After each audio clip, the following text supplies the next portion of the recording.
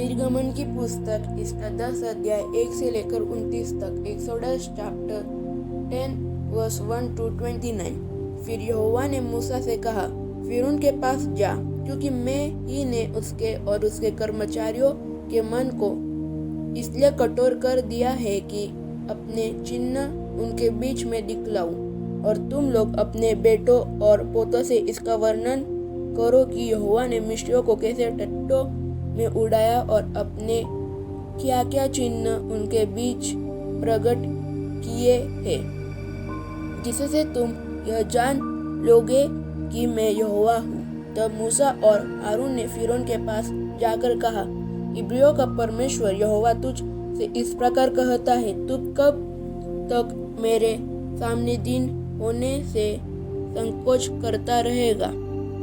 मेरी प्रजा के लोगों को जाने दे कि वे मेरी उपासना करें।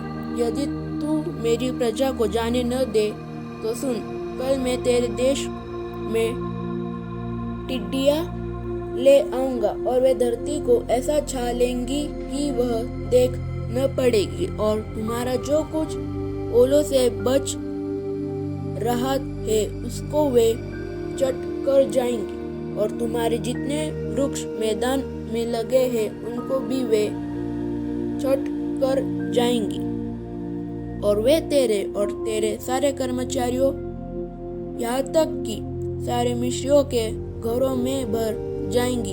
इतनी टिड्डियाँ तेरे बाप दादों ने या उनके पुरखाओं ने जब से पृथ्वी पर जन्मे तब से आज तक कभी न देखी। तब वह मुड़कर फिरौन के पास से बाहर चला गया। तब फिरौन के कर्मचारी उसे से कहने लगे, वह जन कब तक हमारे लिए फंदा बना रहेगा? उन मनुष्यों को जानने दे कि वे अपने परमेश्वर यहोवा की उपासना करें। क्या तू अब तक नहीं जानता कि सारा मिस्र नष्ट हो गया है? तब मूसा और हारून फिरौन के पास फिर बुलवाए गए, और उसने उनसे कहा, चले जाओ, अपने परमेश्वर यहोवा की उपासना करो। परंतु वे जो जाने वाले हैं कौन कौन है? मूसा ने कहा, हम तो बेटों बेटियों, भेड़ बकरियों, गाय बैलों समेत वरन बच्चों से बूढ़ों तक सब के सब जाएंगे, क्योंकि हमें यहोवा के लिए पर्व करना है। उसने इस प्रकार उनसे कहा, यहोवा तुम्हारे संग रहे। यदि मैं तुम्हें बच्चों समेत जाने देता हूँ, देखो तुम्हारे मन में बुराई है नहीं, ऐसा नहीं होने पाएगा। तुम पुरुष ही जाकर यहोवा की उपासना करो। तुम यही तो चाहते थे।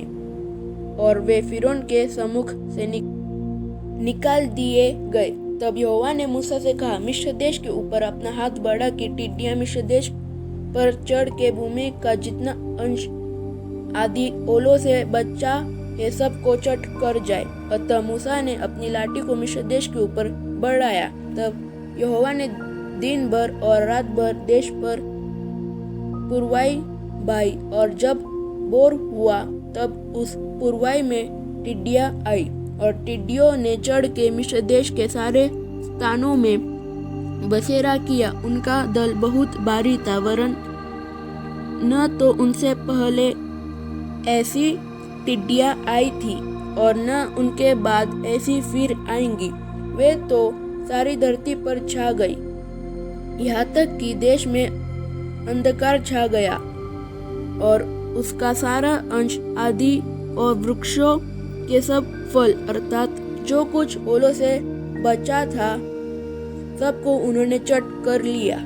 यहाँ तक कि मिस्र देश भर में न तो किसी वृक्ष पर कुछ हरियाली रह गई और न खेत में अनाज रह गया। तब फिरौन ने तुरंत मूसा और हारून को बुलवा के कहा, मैंने तो तुम्हारे परमेश्वर यहोवा का और तुम्हारा भी अपराध किया है, इसलिए केवल अब की बार मेरा अपराध क्षमा करो और अपने परमेश्वर यहोवा से विनती करो कि वह मेरे ऊपर से इस मृत्यु को दूर करे। तब मूसा ने फिरौन के पास से निकलकर यहोवा से विनती की। तब यहोवा ने बहुत प्रचंड पश्चिमी हवा बहाकर टिड्डियों को उड़ाकर लाल समुद्र में डाल दिया और मिस्र के किसी स्थान में एक भी टिड्डी न रह गई। तो भी यहोवा ने फिरौन के मन को कठोर कर दिया, जिससे उसने इस्राएलियों को जाने न दिया। फिर यहोवा ने मूसा से कहा, अपना हाथ आकाश की ओर बढ़ा कि मिस्र देश के ऊपर अंधकार छा जाए, ऐसा अंधकार की टटोला जा सके। तब मूसा ने अपना हाथ आकाश की ओर बढ़ाया और सारे मिस्र देश में 3 दिन तक घोर अंधकार छाया रहा। 3 दिन तक न तो किसी ने किसी को देखा और न कोई अपने स्थान से उठा, परंतु सारे इस्राएलियों के घरों में उजाला रहा। तब फिरौन ने मूसा को बुलवा कर कहा, तुम लोग जाओ, यहोवा की उपासना करो, अपने बालकों को भी संग ले जाओ, केवल अपनी भेड़ बकरी और गाय बैल को छोड़ जाओ। मूसा ने कहा, तुझको हमारे हाथ मेलबलि और होमबलि के पशु भी देने पड़ेंगे, जिन्हें हम अपने परमेश्वर यहोवा के लिए चढ़ाए। इसलिए हमारे पशु भी हमारे संग जाएंगे, उनका एक खूर तक न रह जाएगा, क्योंकि उन्हीं में से हमको अपने परमेश्वर यहोवा की उपासना का सामान लेना होगा, और हम जब तक वहां न पहुँचे तब तक नहीं जानते कि क्या क्या लेकर यहोवा की उपासना करनी होगी। पर यहोवा ने फिरौन का मन हठीला कर दिया, जिससे उसने उन्हें जाने न दिया। तब फिरौन ने उससे कहा, मेरे सामने से चला जा और सचेत रह, मुझे अपना मुख फिर न दिखाना, क्योंकि जिस दिन तू मुझे मुंह दिखाए उसी दिन तू मारा जाएगा। मूसा ने कहा, तूने ठीक कहा है, मैं तेरे मुंह को फिर कभी न देखूंगा। आमीन।